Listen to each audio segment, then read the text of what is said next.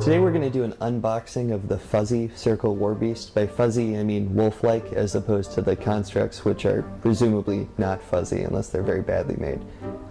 If you go to buy the wolves, it's kind of confusing initially because there's not one labeled feral or Warpwolf, even though that's one of the three types. It's just labeled circle Orboros Warpwolf. But as you can see, there's clearly labeled Stalker and Pureblood boxes, so you can figure out by process of elimination that this is what they mean by the feral, even though they didn't label it.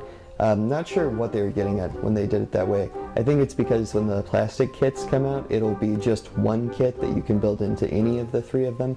But these are all of the metal ones, and the plastic ones won't be out for a while. So these are what the boxes look like on the exterior. This is the older style, and you can kind of see a change in the printing style in these. These are the new ones. Alright, let's go ahead and open these up.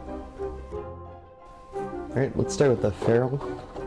Just open his container up. Torso has its own part, which I'm holding upside down. You can tell because there's a head on the top of it. This is one of the old style bases, which doesn't have kind of anything cut into it. These are kind of annoying. I find with these pegs that if you take a screw, or not a screw, a nail, and you just push it into it and kind of work it around, you can open up a hole. Then if you stick the tip of an X-Acto knife in it, you can spin it and it slowly opens up the hole, and it gives you a nice controlled way to make the hole gradually larger, so that you have a way, if there's pegs on the bottom of the feet, to stick him in. I'm looking at this, it doesn't look like there's any pegs on here, so that's probably not very useful for this one, but I know all of the Menoth jacks have pegs on them, the old style scopes. So that's what I always do about that. Alright, this guy looks pretty straightforward to stick together. Some of them are really confusing, but this guy seems to follow the top half of his body, arms, tail, and then a bunch of spikes. Take it from me, you don't want to be trying to worry these spikes off. You'll end up with random bits of flash. Kind of a clipper, they sell sprue clippers, those are ideal for it. But if you're like me and you can't bring yourself to actually buy a specific tool for it, if you're not afraid to dull the knife on the X-Acto, it's fine to just kind of saw them off a little bit, and it creates a much cleaner break, and then you can trim them off by hand so that you don't have just flash going everywhere. Okay, so that's what the feral looks like. This is the Warpwolf Stalker. See, the torso is kind of similar. The head does not come pre-attached on this guy. The feet and the tail are pretty much the same.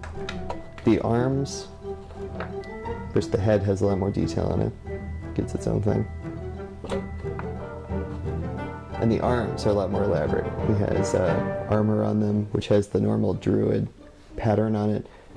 This looks like it's a lot of fun to paint because you can put down the base color, then you go back and highlight each of the little swirls on it, and then you can do some dry brushing to really bring out the detail on that. So I'm looking forward to getting into this because this is on a scale which is much more manageable, whereas painting the tiny druid's armor is going to be hard. I look forward to this. This should come out well. And then you have the giant Warpwolf Stalker sword. It's huge. That's why it's power and strength 16. Damn, you can kill somebody with that. This actually looks like a reach weapon too, which a lot of them don't. But yeah, I can see this hitting somebody from 2 inches away. Alright, and last, we have the Pureblood. This is awesome. I see a lot of it comes already together. That's good, particularly because he's in kind of an awkward sideways pose. If you've tried to put together the old metal like dire trolls and things like that, you know that anytime things have to balance on each other and the guy's kind of on skew, you want it to be more one piece, because the more connections you have to green stuff together, the more likely it is that it'll be subtly off and then the whole thing won't come together. So I'm happy that a lot of this is one piece. Of course, balancing that out is the fact that his hands are an individual piece by themselves.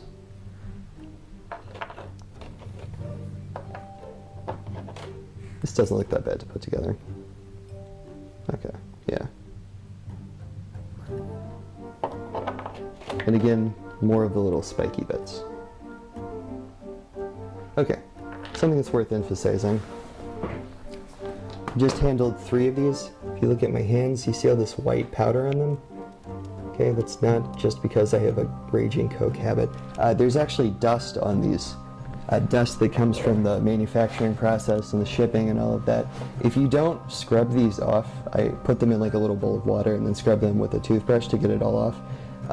When you try and apply the glue and stick it together, it can form this kind of clear film, which stops it from bonding together well. And that's where you get into the really frustrating situations of you sit here, hold it together for 45 seconds, and then it just falls apart like it was never glued, and you can see a clear cast of glue. You can save yourself a lot of trouble, just wash them off first, take a paper towel, dry them, let them sit, and then you do the green stuffing and the glue, and they come together a lot better. Alright, so that's the unboxing of the 3 different kinds of Warpwolves.